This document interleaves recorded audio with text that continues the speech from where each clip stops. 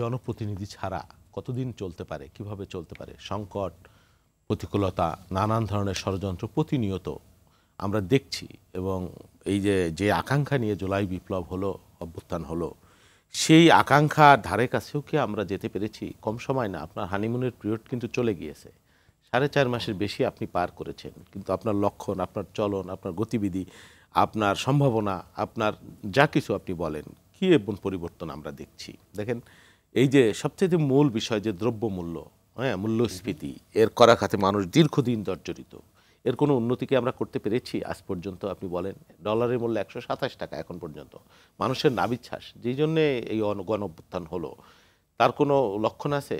তারপরে এই গণ অভ্যুত্থান কেন হলো? এই যে মানুষের জীবন মান বা মানুষ দ্রব্যমূল্য, এটাই তো মানে একটা গুরুত্বপূর্ণ অংশ।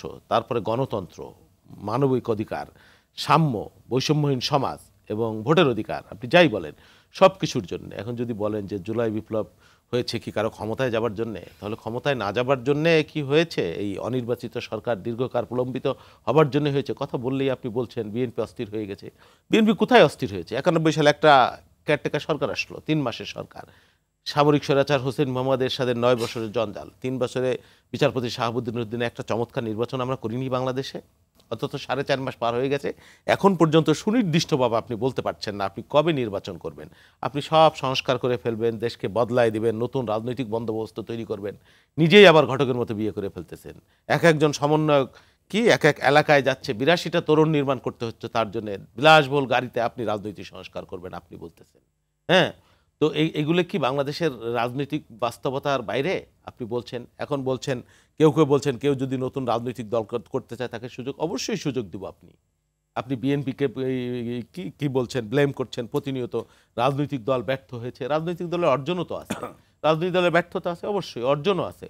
গণতন্ত্রের প্র্যাকটিসের জন্য 50 বছর 52 বছর খুব অনেক বেশি সময় না। আমাদের রাজনৈতিক নেতৃত্ব দেশের মুক্তিযুদ্ধ নেতৃত্ব দিয়েছে, সুশীল সমাজ বলেন, যারাই বলেন, কোথায় ছিল তারা? তাদের কি ভূমিকা ছিল আপনারা জানেন না? হ্যাঁ, তো রাজনৈতিক দলের কারণেই তো দেশ স্বাধীন হয়েছে, জনযুদ্ধ হয়েছিল, সমস্ত মানুষ 90-এর গণ অভ্যুত্থান রাজনৈতিক নেতৃত্বের মধ্য দিয়ে হয়েছে। হ্যাঁ, তারপরে এই যে জুলাই বিপ্লব যেটা বলেন, জুলাই বিপ্লব এখন একটা মুশকিল হলো কি, আপনি সব করেছেন। মুক্তিযুদ্ধের যেমন আওয়ামী লীগ সোল এজেন্ট, আর কেউ কিছু করে নাই। আওয়ামী লীগ একা করেছে, তার বাপ করেছে, আর উনি করেছে, তারাই নেতা, তারাই মহান মহামানব, তারাই অবতার। আর তাদের বাইরে তাজউদ্দিন বলেন, ওসমানী বলেন, জিয়াউর রহমান বলেন, যাই বলেন, আর কেউ কিচ্ছু করে নাই। মুক্তিযোদ্ধারা বলেন, সেক্টর কমান্ডার বলেন, অথচ মুক্তিযুদ্ধের সময় কলকাতার হোটেলে হোটেলে ঘুরে বেড়াইছে। এই যে এককভাবে দায়ী করা এই মুক্তিযুদ্ধটাকে, এইটা আমি সেটা বলছি না, আমি শেষ করছি, ওই জায়গায় আসছি। সেই জন্যেই তো আওয়ামী লীগের এই করুণ পরিণতি কিন্তু হইল। হ্যাঁ, আপনি সকলের অধিকারকে যখন আপনি কুক্ষিগত করতে চান, হ্যাঁ, মানুষকে চায় সেটা না বলে আপনি কি চান সেটা আপনি চাপাই দিচ্ছেন। এই যে এই আন্দোলনটাও দেখেন, ছাত্ররা নেতৃত্ব দিয়েছে, বৈষম্যবিরোধী ছাত্ররা, অবশ্যই রেসপেক্টেড, তাদেরকে আমরা মাথার উপরে রাখবো। হ্যাঁ, কিন্তু তারা নেতৃত্ব দিয়ে তারা সরকারের অংশীদার হয়ে গেলেন, ভালো কথা, হইলেন। এখন বলেন যে নির্বাচন কবে হবে বা সংস্কার তারা করবেন। কতটুকু সংস্কার 4.5 মাসে তারা করেছেন, কি করেছেন আমরা জানি না, বা কতটুকু সময় তাদের লাগবে।